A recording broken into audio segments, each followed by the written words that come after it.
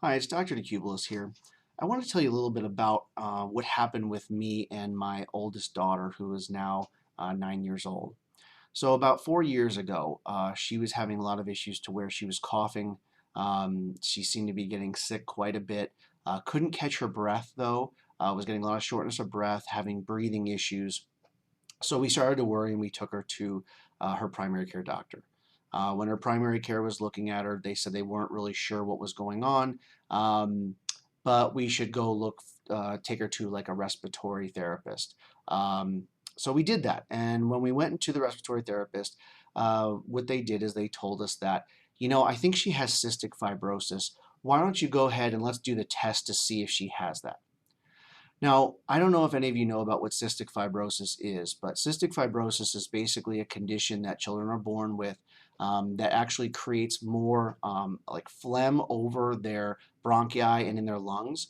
It creates an issue to where they can't breathe and they don't have a very long life expectancy, even with a lung transplant. Typically, they only live to be in about their 20s.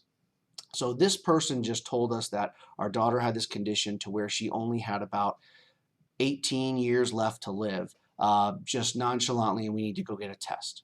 So now the thing about that is we couldn't get the test done for 2 weeks. So for 2 weeks, my wife and I were just absolute wrecks. We're trying to deal with this news and internalize it and try to figure out what we're going to do. We finally went and got the test done, and it came back negative. So now this person had told us this just completely devastating news, had us worried for 2 weeks, and it wasn't even valid.